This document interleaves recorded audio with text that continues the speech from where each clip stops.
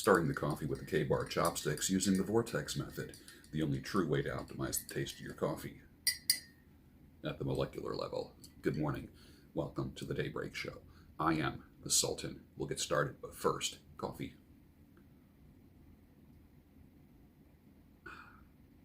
Nice.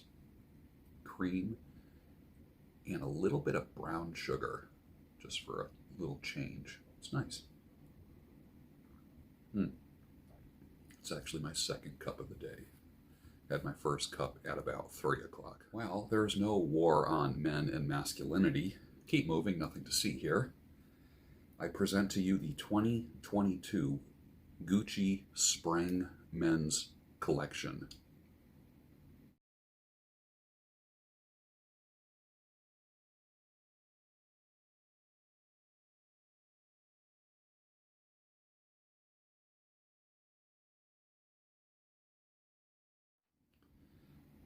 Do you have 1 foot on the gas and 1 foot on the brake pedal? That's how most people live their lives. Go, stop, go, stop. But you know what wins? The brake pedal. All the time. Most people are the reason why they can't succeed. You are the reason why you can't succeed, because you have your foot on the brake.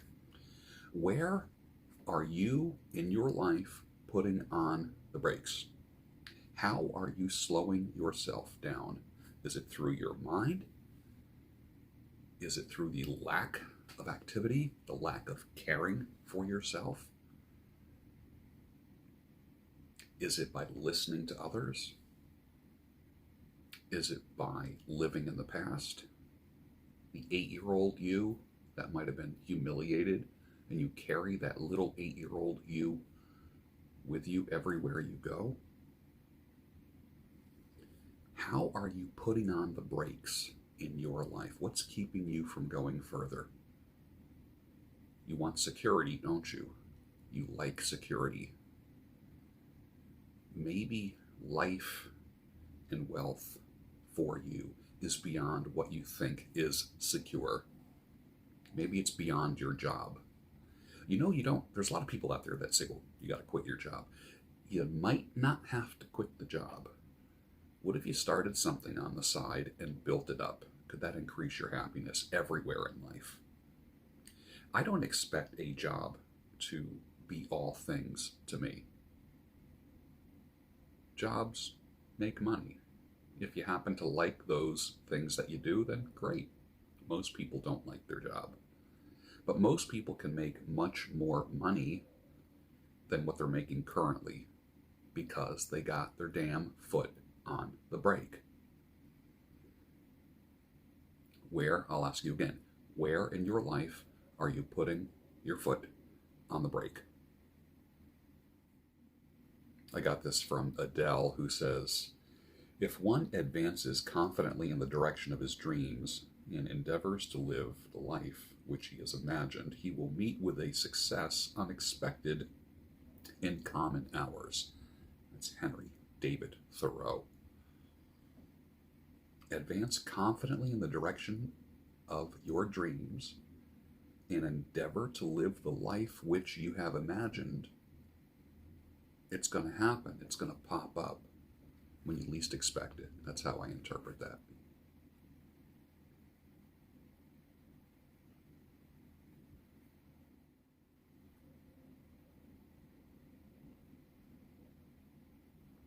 I'll never forget a pastor friend of mine said the head of the women's ministry brought Elizabeth Elliot in for the annual women's retreat. Oh boy. His exact words were, it took me 2 years to undo the damage that she had done to his church. All of a sudden, every woman was dissatisfied with her husband. He didn't measure up. He wasn't the leader of his family. He wasn't holy. He wasn't up early in the morning and on his knees praying for the family. That was the beginning of me getting red-pilled about Christianity, Christian speakers, authors, popular Christian royalty, contemporary Christian music, living in a slight fantasy land. You know what? Nobody measures up. Nobody. No one. Just want to let you know that. But as far as the gurus, as Ben Settle would say, I love how he spells guru. Gooroo. Guru. I spell it like this. Gooruse. Gurus. Because it's all a ruse.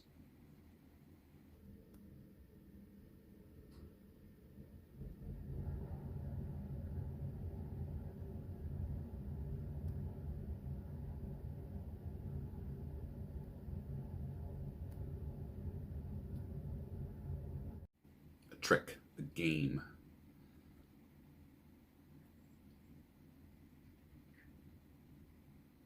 Your gurus are hollow chocolate Easter bunnies. They're not solid. There's nothing inside. I'm not saying that to put them down, but I will say this, that everybody has shit. I don't give a crap who says that they don't. Everybody. No more pedestals for gurus. You can have teachers and mentors and guides. Gurus? Nah. Law 10, you've heard me say this, of the 48 laws. Infection. He says to avoid the unhappy and unlucky. You'll die from others' misery. Emotional states are as infectious as diseases. The unfortunate draw misfortune on themselves and will draw it onto you. Associate with the happy and fortunate. This is why ministry and public service can burn you out, and you have to learn to keep a insulative barrier between you and the unfortunate. Otherwise, you will end up that way. I burned out in that field. Completely burned out. Because I started feeling the way that they felt. It's infectious. So, Robert Greene says, avoid them. What if you are in the work of helping the unfortunate and the unlucky and the unhappy? You really got to fortify yourself. I know where I work at my part-time job, it's a fairly negative environment. And if I didn't create a force field around myself, I would let it get to me. I used to complain that I don't have a lot of friends or friendly acquaintances where I work. Thank God I don't, because the place is like cancer. That is why. Well, it doesn't take much to stand out. It doesn't take much to excel in environments that aren't real healthy. That's why I say if you walk 25% faster, chest out, shoulders back, stomach in, head held high, literally saying good morning to people, making eye contact, you will be a weirdo. I'm happy to be a weirdo. If that's what being a weirdo is, give me the weirdo award. If you're going to accuse me of anything, accuse me of walking faster, making eye contact, smiling, saying good morning, being the pleasant guy. Harry says this, I know how hard you've been praying and God is answering your prayers. C.S. Lewis replies, that's not why I pray. I pray because I cannot help myself. I pray because I'm helpless. Prayer doesn't change God, it changes me. It's from the movie Shadowlands. Love that quote. That scene was amazing. Hey, did you ever notice that nobody says, sorry, I have cardamom breath? There's so many wonderful herbs and spices out there, and as much as I love garlic, I've had to apologize for it if I'm working close with somebody side by side at a desk. You can see them just kind of like pulling away a little bit, garlic breath. But you never have to apologize for cardamom breath. All that being said, learn to enjoy the Middle Eastern, East Indian, and Asian spices. They will present a whole new world of taste to your palate. For instance, if you're cooking fish, A great thing to put on salmon would be the 5-spice Asian rub. Just remember that, the 5-spice Asian rub. It's a thing. The first time I ever tried that was actually at my brother's wedding 17, 18 years ago. 5-spice Asian rub on salmon. Out of this world. I purchased it like that, and then I've also purchased the 5 different spices and ground them myself with a mortar and pestle. And sometimes I've done it literally on the spot, like right before I'm making the meal, freshly grind up the spices rather than do it all ahead of time. Like when you first break open those spices and grind them up, the flavors are just very vivid. I keep on my stove, above the stove, a mortar and pestle that I use quite often, several times a week, to crush my spices. I would rather buy whole spices than already ground or crushed spices. When you just invest in a good mortar and pestle, it's going to cost you 20 or 25 bucks. It's not a lot, but it'll last you a lifetime. And it's magnificent. It's absolutely magnificent. Hi, good boy. Again, can I tell you, turn off the news. Turn off the news. All of a sudden, you're not going to feel overwhelmed. Anxiety will just kind of melt away. When you do that, you're going to see how much the news, like when you turn off the news, you're going to see how much it contributed to your feelings of doom, feelings of anxiety. Anytime I go anywhere where people are watching the news, there's people yelling at the TV, depending on what their politics are. Turn off the news. You're yelling at an object on the wall. Boy, that makes sense, doesn't it? What if I videotaped that, but muted the audio? What would you see? You'd see people going, right? You'd be like, what the heck are they doing? And then I move the camera over to show the TV, and I'm like, I would prove they're yelling at this inanimate object, and their blood pressure is going up, and it's affecting their attitude. Turn off the TV. It's a fear delivery system. All of a sudden, you won't feel overwhelmed. Take my word for it. If you can't do it all at once, how about this? How about one day a week? Don't watch television. Do that for a month. The next month, 2 days a week. All right, it doesn't have to be just cold turkey, turn it off. I'm able to do cold turkey with almost anything. I've cultivated that part of my personality where I can say goodbye to anything or anyone like that. 30 seconds. Done. Walk away. Learn to turn off the TV for a month. 1 day a week. For a month. Second month, 2 days a week. Third month.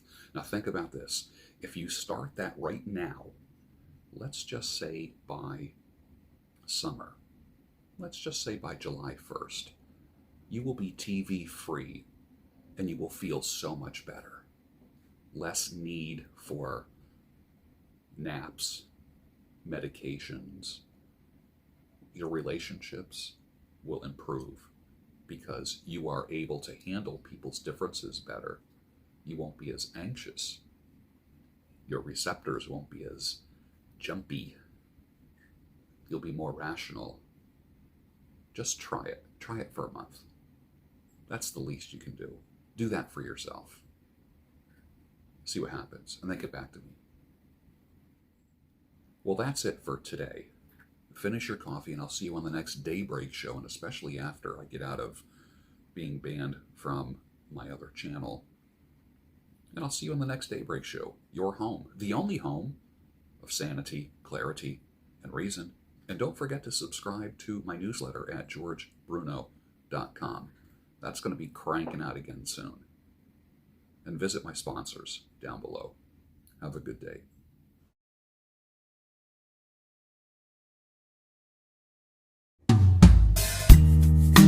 Deep in the shadows, I know it's hard to put one foot in front of the other. So far as the echo Where do we start? You can learn to discover a million stars. Here in the shadows, I know you're scared. Take my hand, together we'll make a stand. We've got to fight to find a way. Dare to fall to find out what to say. No more hate. Just admit that you